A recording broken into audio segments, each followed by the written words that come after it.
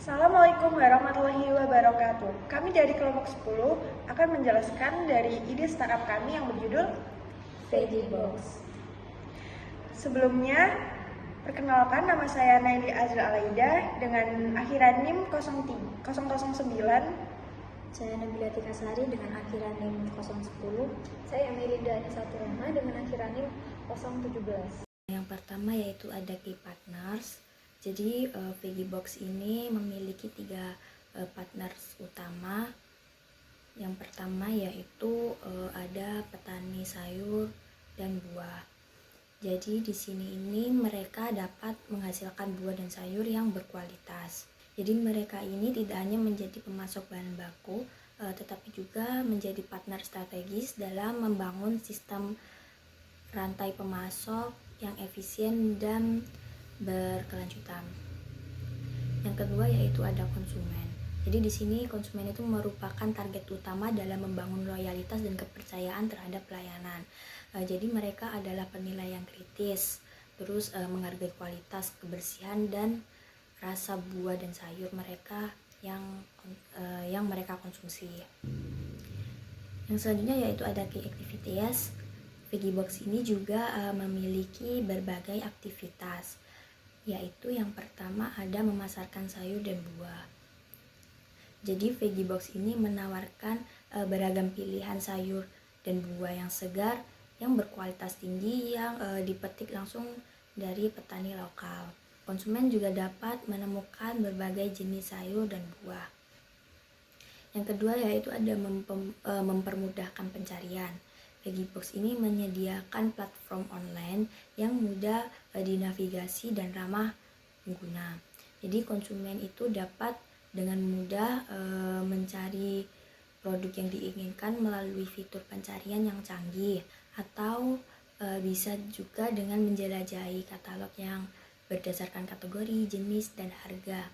Jadi Veggie Box ini juga menyediakan fitur yang memungkinkan konsumen untuk memilih produk berdasarkan kriteria tertentu. Yang ketiga yaitu ada layanan pesan antar. Veggie Box juga menawarkan layanan pesan antar yang praktis dan efisien, sehingga konsumen dapat menikmati buah dan sayuran yang segar tanpa harus keluar rumah atau keluar kos. Jadi konsumen ini dapat memesan produk yang diinginkan melalui online, dan produk bisa diantarkan langsung ke alamat yang diinginkan dalam waktu yang singkat. Selanjutnya yaitu ada key research. Jadi Veggie Box ini memiliki beberapa key research. Pertama yaitu ada sumber daya modal yang cukup. Jadi Veggie Box ini membutuhkan sumber daya modal yang cukup untuk membiayai operasional sehari-hari seperti pembelian stok sayur dan buah, logistik, pengemasan, serta berbagai biaya promosi dan pemasaran yang dibutuhkan untuk menjangkau pasar yang lebih luas. Selanjutnya yaitu ada tim manajemen yang kolaboratif. Tim manajemen yang kolaboratif itu sangat penting dalam menjalankan operasional yang efisien, mulai dari pengelolaan stok hingga distribusi produk, serta memastikan bahwa setiap anggota tim dari bagian pemasaran hingga layanan pelanggan bekerja sama untuk mencapai tujuan yang sama. Jadi kolaborasi yang kuat antar tim itu juga dapat memungkinkan adaptasi yang cepat terhadap perubahan pasar dan kebutuhan konsumen. Selanjutnya yaitu ada website yang reliable. Jadi keberadaan website yang reliable ini berperan krusial sebagai platform untuk bertransaksi.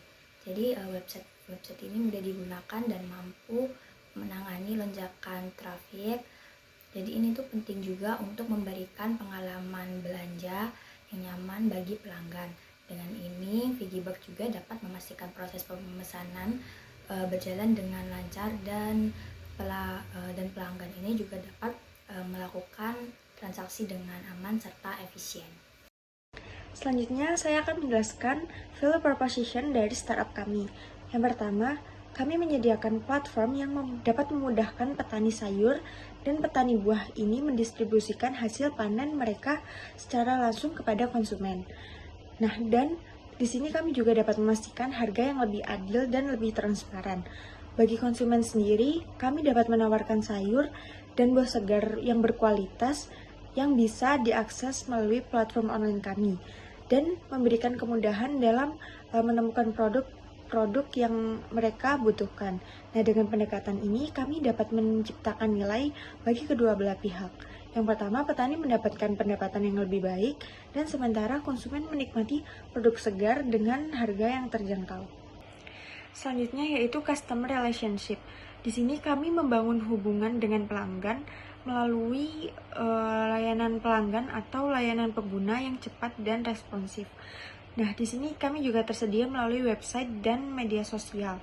Nah, selain itu kami juga memberikan diskon dan promosi untuk pelanggan setia untuk meningkatkan loyalitas pelanggan tersebut.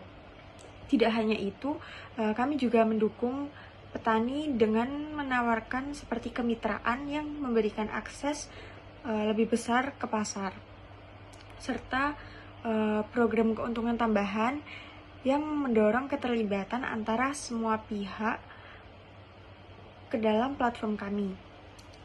Jadi hubungan yang erat ini dapat memastikan interaksi antara semua pihak, baik petani maupun konsumen itu sendiri. Selanjutnya ada channels. Di sini kami menggunakan berbagai saluran yang termasuk website sebagai platform utama kami untuk transaksi online yang mudah dan aman. Dan kami juga menggunakan media sosial seperti Instagram dan TikTok. Nah, itu digunakan untuk membangun interaksi dan memperluas jangkauan pasar melalui konten-konten menarik yang akan dibuat di Instagram maupun TikTok. Nah, selain itu kami juga mengadakan atau mengikuti event-event offline untuk mempertemukan petani dan konsumen ini secara langsung untuk menjelaskan atau mempromosikan lebih dekat tentang fitur-fitur atau yang ada di website kami atau di startup kami ini. Selanjutnya ada customer segment. Customer segment dari Vegibox ini yang pertama ada konsumen individu. Pelanggan utama dari Vegibox ini adalah individu yang melakukan pembelian untuk kebutuhan pribadi.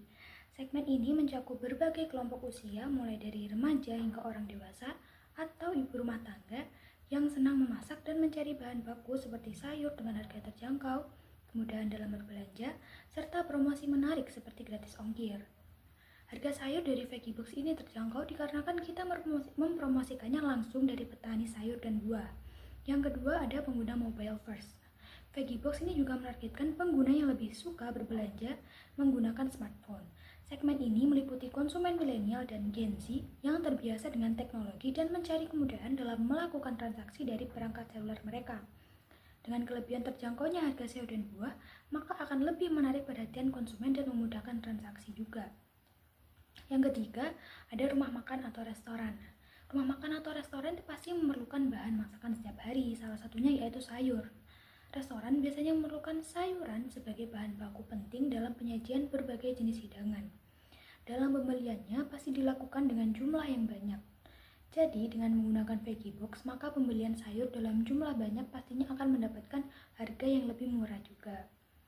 Yang keempat, ada jasa catering. Jasa catering juga memerlukan sayuran sebagai bahan penting dalam penyajian berbagai menu. Sayuran merupakan komponen utama dalam banyak hidangan, baik untuk acara besar maupun kecil. Jadi, jasa catering ini sangat bergantung pada pasokan sayuran segar dan berkualitas untuk menjaga standar hidangan yang mereka tawarkan, baik dalam hal rasa, penampilan, maupun gizi. Nah, yang kelima, ada petani buah dan sayur. Petani buah dan sayur ini merupakan bagian penting dari ekosistem Vegibox.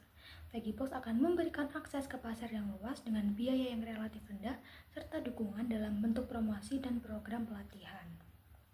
Selanjutnya ada cost structure. Cost structure ini adalah biaya yang dikeluarkan untuk mengelola perusahaannya. Yang pertama ada biaya pengembangan dan pemeliharaan platform. Nah, Vegibox ini menginvestasikan sejumlah biaya besar dalam pengembangan teknologi untuk platform e-commerce-nya.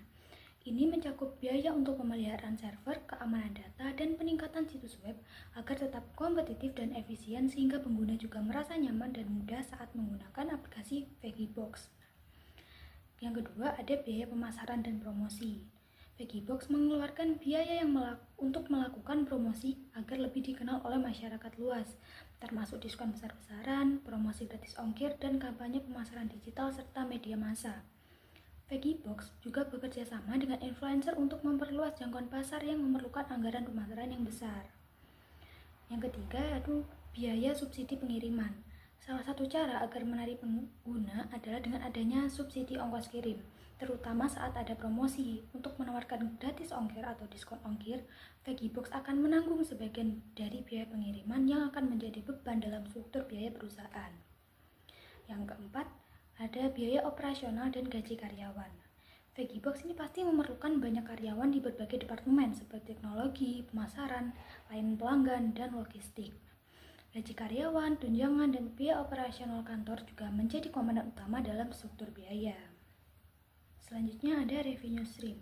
Revenue stream ini adalah pendapatan yang kita dapat dari adanya aplikasi Vegibox ini. Yang pertama yaitu dari biaya transaksi. Vegibox ini mengenakan komisi atau biaya transaksi untuk setiap penjualan yang dilakukan oleh platformnya. Persentase komisi ini bervariasi tergantung pada kategori dan jumlah produk yang dipasarkan. Nah, yang kedua, melalui iklan. Vegibox ini menyediakan opsi iklan untuk penjual yang ingin mempromosikan produk mereka. Penjual dapat membeli iklan untuk meningkatkan visibilitas dari produk mereka. Pendapatan dari iklan ini menjadi salah satu sumber pendapatan penting Vegibox. Yang ketiga, ada layanan keanggotaan. Vegibox itu akan menawarkan paket keanggotaan premium untuk penjual dan memberikan fitur tambahan seperti layanan pelanggan yang lebih baik dan dukungan pemasaran. Jadi penjual akan membayar biaya bulanan untuk layanan premium ini dan akan mendapatkan benefit yang bermanfaat juga. Yang keempat, yaitu kerjasama atau kolaborasi. Vegibox bisa menjalin kerjasama dengan perusahaan lain, baik untuk promosi bersama atau menjual produk eksklusif yang memberikan pendapatan tambahan. Sekian penjelasan dari ide startup kami akhiri. Assalamualaikum warahmatullahi wabarakatuh.